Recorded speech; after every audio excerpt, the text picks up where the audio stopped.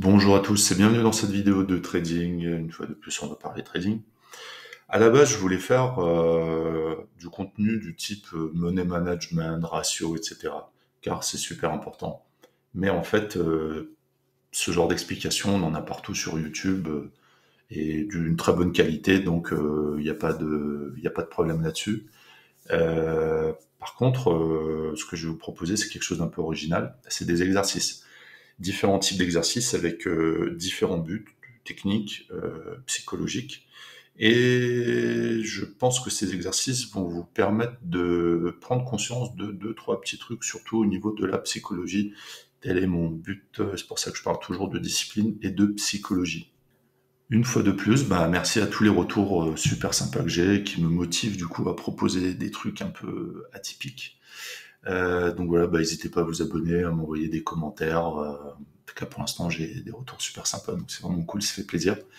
Et j'ai découvert donc ce week-end, en regardant un petit peu les côtés techniques de YouTube, qu'on a une fonction podcast qui est proposée. Donc ce que je voulais essayer de faire, c'est un peu de proposer chaque semaine, donc en fin de semaine, pour le week-end, un peu une rétrospective de ce qui a pu se passer, mais un peu plus développé avec le recul.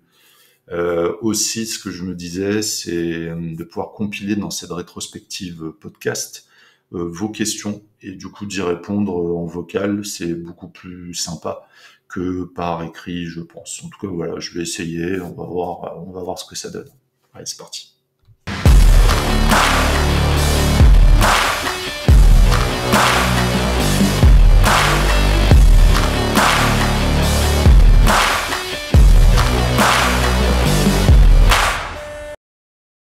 Alors, les deux premiers exercices sont à faire, bon, bien évidemment, je le rappelle quand même, à faire en démo, en démo, en démo et en démo. Voilà, donc exclusivement en démo. D'ailleurs, tous les exercices sont à faire en démo. Voilà, comme ça, on peut pas dire que je l'ai pas prévenu. Le premier exercice va paraître un peu étrange, mais si vous avez une courbe de performance qui est descendante, plutôt dans ce sens-là, voilà, qui est descendante, c'est que il y a quelque chose qui va pas. C'est pas forcément la stratégie, mais ça peut l'être. Il y a de fortes chances que ce soit la psychologie. Donc, ce que je vais vous proposer de faire, dans un premier temps, c'est vous trader avec votre ou vos stratégies, mais le but, ça va pas être de faire du vert, ça va être de faire une courbe totalement rouge, que des traits perdants en fait. Voilà. La question c'est, vu qu'en fait, d'un point de vue psycho, vous n'arrivez pas à faire du vert, est-ce que vous êtes capable de faire que du rouge? Voilà. Moi, c'est un exo que j'ai fait pas mal de fois et c'est super intéressant. S'active j'ai l'impression des connexions où en fait on sait qu'on est en train de faire quelque chose qui est pas bien, mais malgré tout, j'ai trouvé que ça aidait beaucoup pour se forcer à faire quelque chose. Le but de l'exo, en fait, c'est de respecter des règles. Ici, la règle, ça va être de faire que du rouge. Donc, c'est vraiment de la psychologie pure, c'est pour travailler de la discipline. Maintenant, si vous arrivez à faire que du rouge, bon, ça veut dire que vous êtes capable de faire du vert. Vous voyez où je veux en venir. En tout cas, moi, ça m'a beaucoup, je le fais plus maintenant, mais il y a bien longtemps, ça m'a beaucoup apporté. Et je sais plus où j'avais vu ça, ou est-ce que je sais plus. Je sais plus si j'ai trouvé ça ou est-ce que j'ai fait des essais un jour, mais j'ai trouvé ça super intéressant. Et puis, je galérais à faire du rouge, c'était pas évident et j'ai dû vraiment bosser pour réussir à faire du rouge. Donc c'est un exercice qui est vraiment pas évident, mais je l'ai trouvé très intéressant. En tout cas, voilà, si vous arrivez à faire que du rouge, vous pouvez faire que du vert, forcément. Voilà. Donc ça, c'était pour le premier exo. Pour le deuxième exo, ça va demander d'utiliser une stratégie très simple, très très simple, avec une condition, voire deux conditions d'entrée grand max. Sauf que cette fois-ci, ce n'est pas vous qui allez appuyer pour pour rentrer dans le trade. Je m'explique. Lorsque vous avez votre setup, votre condition d'entrée qui se présente, bah, quelquefois, ou même souvent, vous le faites pas. Vous savez que c'est le bon moment, et puis vous le faites pas. Parce qu'il y a trop d'émotions, il y a trop de mental, il y a trop de, voilà, les blocages psycho classiques. Et si vous demandiez à quelqu'un d'autre d'appuyer pour vous, de lui, dans un premier temps, de lui expliquer une stratégie simple, c'est pour ça qu'il faut que ce soit une stratégie simple et pas une usine à gaz avec 6 écrans, 12 indicateurs, enfin voilà, des liens avec le VIX, le Do, voilà. Non, vous faites un truc super simple, une moyenne mobile ou un MACD ou je sais pas. En tout cas, si vous avez déjà une stratégie simple, déjà c'est bien. Mais voilà, vous prenez votre compagne ou votre compagnon, vous lui dites voilà, est-ce que tu as une demi-heure à m'accorder? Et puis vous lui expliquez à quel moment rentrer, pas rentrer, et vous voyez ce que ça donne. Vous allez voir, ça va être vachement intéressant parce que cette tierce personne est généralement très peu impliquée ou pas du tout dans cette activité. Du coup, elle est détachée émotionnellement et vous pouvez avoir des surprises quant aux performances réalisées. Euh, Cet exercice-là, on peut aussi le voir en deux temps. Dans un second temps, vous pouvez, si cette personne a de la patience et a envie de vous aider, vous pouvez être présent derrière ou à côté, mais vous allez juste lui dire quand rentrer, quand sortir. Moi, je l'ai fait, et déjà là, vous allez voir qu'il y a une grosse différence lorsque ce n'est pas vous qui appuyez, que ce soit sur votre souris, le Stream Deck, peu importe, vous allez voir que déjà là, il y a une très grosse différence, parce qu'encore une fois, ce n'est pas vous qui agissez, donc il y a une certaine distance qui se crée entre vous, la décision, et l'action.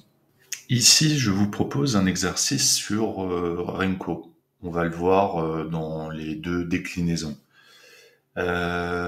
Au niveau des tailles de briques, bah, je me suis pas pris la tête. J'ai pris ce que j'utilise, c'est-à-dire taille de brique 2,5 points.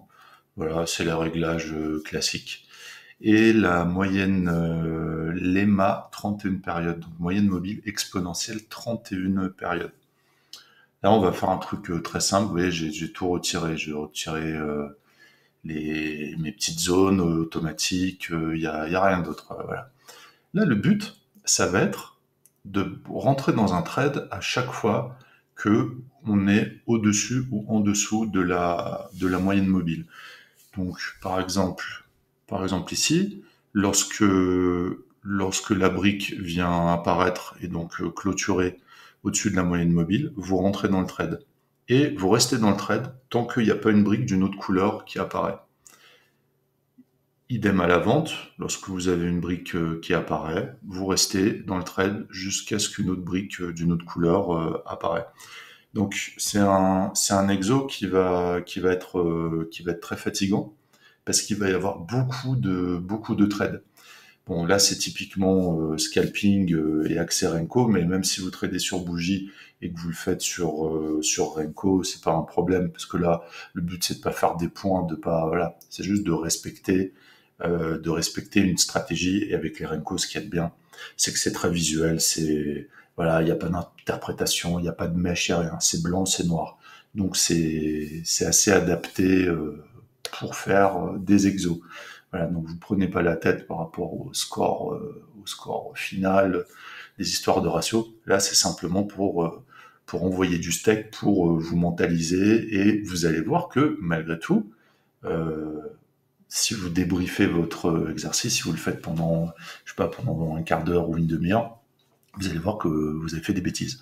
Donc c'est ça qui est de bien, c'est de pouvoir vraiment bosser sa discipline, sa psychologie. Alors, si on veut aller un petit peu plus loin et que là, on va se dire, tiens, on va chercher de la performance. Bah, ce que vous pouvez faire, c'est lorsque vous rentrez dans le trade, donc toujours à la clôture de la brique au-dessus de la moyenne mobile, vous pouvez vous dire, bah voilà, je vais essayer d'avoir, vu qu'on est dans scalping, je vais essayer d'avoir un ratio de 1. Donc qui dit ratio de 1 dit si le prix par exemple ici, admettons vous rentrez ici, et ben votre invalidation elle se fait à l'apparition d'une brique rouge. Voilà, c'est très simple. Et donc là on a 5 points, 2 briques. 2 briques c'est la taille de votre stop. Et votre take profit c'est 2 briques. À partir de là on a un ratio de 1. En scalping, si vous avez de très bonnes entrées avec un ratio de 1, ça peut le faire sans aucun problème. Donc voilà pour pour cette partie Renko, qui je pense ça peut déjà pas mal vous occuper. Moi je l'ai fait quelques fois et c'est super intéressant. Alors ici un exercice totalement différent et un petit peu plus technique. Le but, ça va être de comprendre le price action et les zones de prix, donc que vous pouvez utiliser pour votre scalping. Donc vous pouvez prendre n'importe quel instrument. Ici c'est le Nasdaq avec une unité de temps 30 secondes. J'ai pris le 30 secondes car tout le monde n'a pas accès, en fonction des plateformes de trading, à des bougies antiques. Voilà, surtout sur Futur. Il y a beaucoup de monde qui est sur CFD. Donc, le but de la manœuvre, ça va être de faire du scalping ou du trading. Vous pouvez faire du day trading si vous utilisez une grosse unité de temps. Mais là, juste pour l'exercice, de le faire en mode scalping avec du 30 secondes, ça va être intéressant. Donc, ce que je vais vous proposer, soit avec des couleurs différentes, voilà, pour les zones qui vont former les résistances, et on va prendre des shorts, je vais les matérialiser en rouge. Donc ici, on est vendredi 28 avril à 7h38. Donc je voulais débuter un peu la journée au niveau du pré-market Europe, car comme ça, les zones de prix commencent à avoir un peu une validité nouvelle. Généralement, les zones de la veille ne sont plus valables le lendemain. C'est pour cette raison que je commence ici. Et ce qui est intéressant de voir, c'est que, vous voyez, lorsqu'on a pris ce plus haut, le prix part et vient rebondir. Et c'est ici que vous avez vous pouvez prendre un premier scalp pour quelques points. Si vous tenez le trade beaucoup plus longtemps, on voit qu'on a pas mal de points à faire. Mais on voit qu'ici, il y a un plus bas qui s'est formé. Donc on peut aussi tracer cette petite zone avec le plus bas.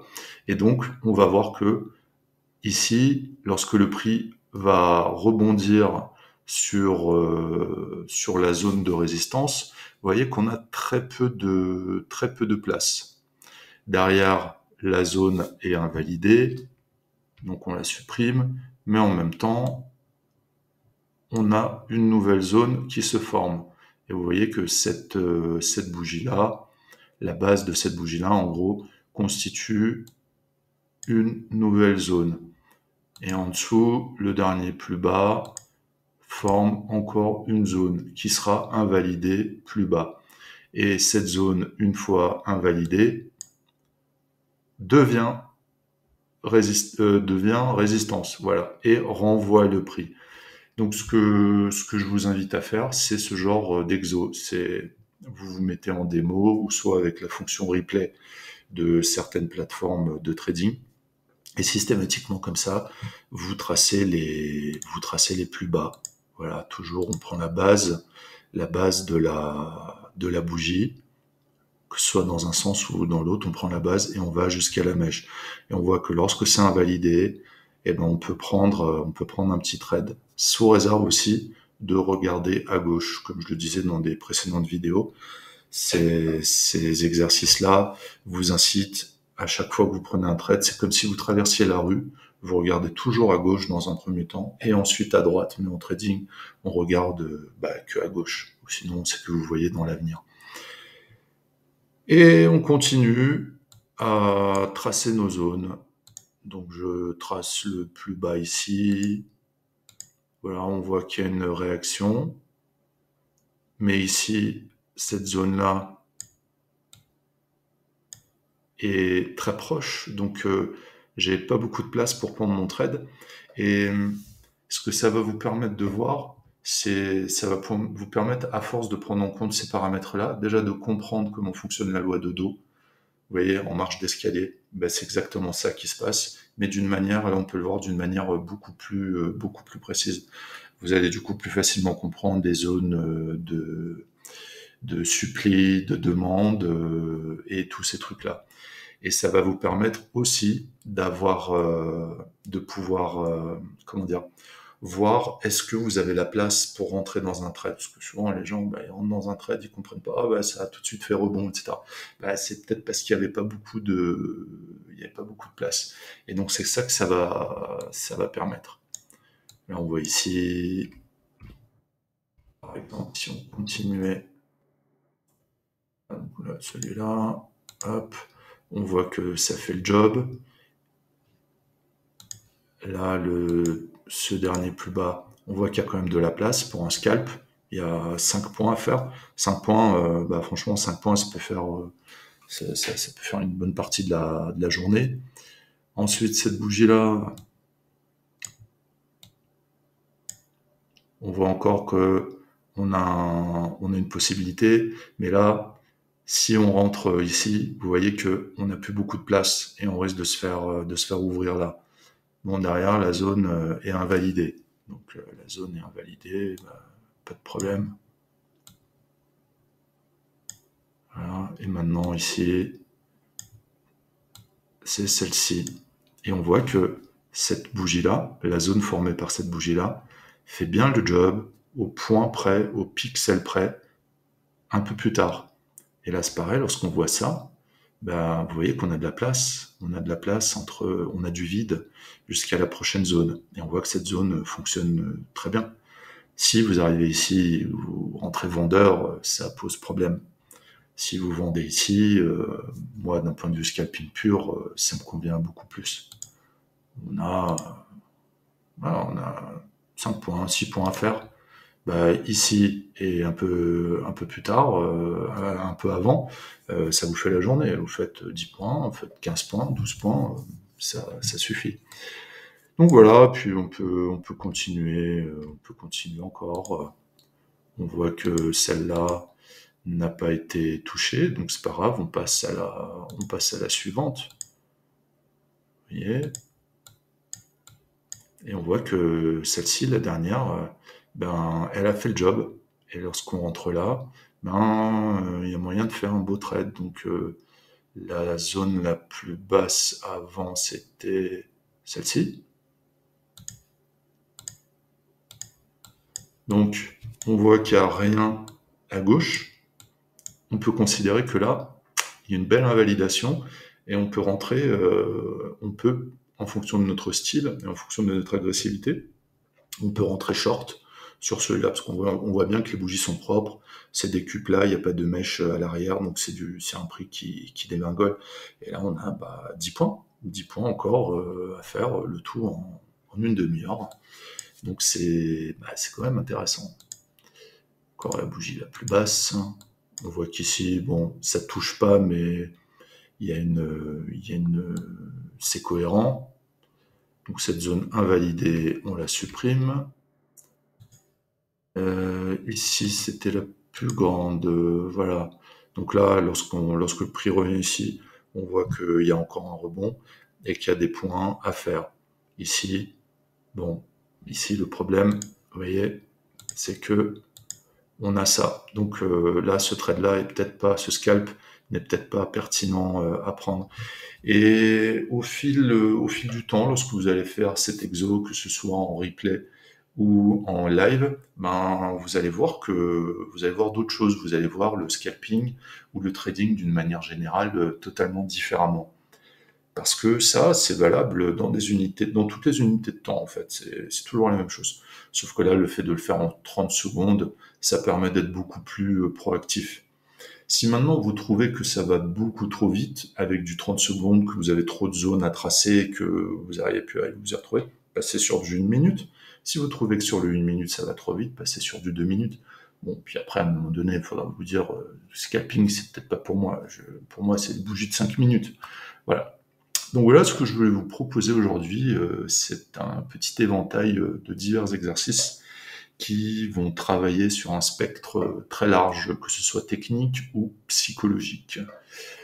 Et puis, bah, comme toute bonne chose ont une fin, et que tout le monde a un chef, même en tant qu'indépendant, ben, je vais passer l'aspirateur. Voilà. À bientôt.